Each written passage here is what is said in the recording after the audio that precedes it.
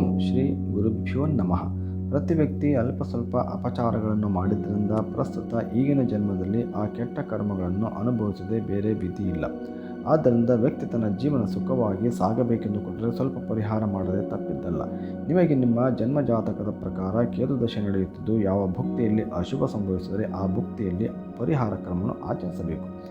ಕೇತು ದಶೆಯಲ್ಲಿ ಕೇತು ಭುಕ್ತಿ ನಡೆಯುತ್ತಿದ್ದರೆ ದುರ್ಗಾ ಅಷ್ಟಾಕ್ಷರಿ ಮಂತ್ರ ಜಪ ದಿನಕ್ಕೆ 1008 ಬಾರಿ 41 ದಿನಗಳ ಕಾಲ ಮಾಡಬೇಕು.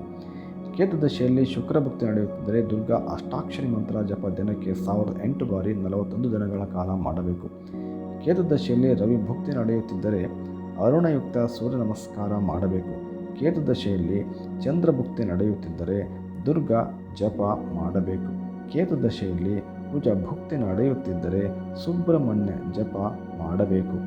ಕೇತು ದಶೆಯಲ್ಲಿ ರಾಹು ಭುಕ್ತಿ ನಡೆಯುತ್ತಿದ್ದರೆ ದುರ್ಗಾ ಜಪ ಮಾಡಿಸಿ ಬೆಳ್ಳಿಯ ಪ್ರತಿಮೆಯಲ್ಲಿ ಹಾವಿನ ಚಿತ್ರ ಬರೆಸಿ ದಾನ ಮಾಡಬೇಕು.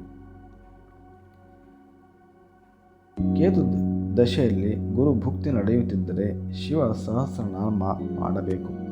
ಕೇತು ದಶೆಯಲ್ಲಿ ಶನಿ ಭುಕ್ತಿ ನಡೆಯುತ್ತಿದ್ದರೆ ತಿಲಹೋಮ ಮಾಡಿಸಿ ಬೆಳ್ಳಿಯ ಪ್ರತಿಮೆಯಿಂದ ಕಪ್ಪು ಹಸು ದಾನ ಮಾಡಬೇಕು.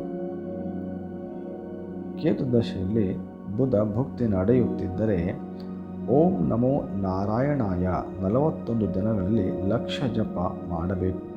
ಈ ರೀತಿಯಾಗಿ ಪರಿಹಾರ ಕ್ರಮವನ್ನು ಆಚರಣೆ ಮಾಡಿದರೆ ಅಶುಭ ಫಲದಿಂದ ಮುಕ್ತರಾಗಿ ಶುಭ ಫಲಗಳನ್ನು ಪಡೆದುಕೊಳ್ಳಬಹುದು. ಸರ್ವೇ ಜನೋ ಸುಖಿನೋ ಭವಂತು.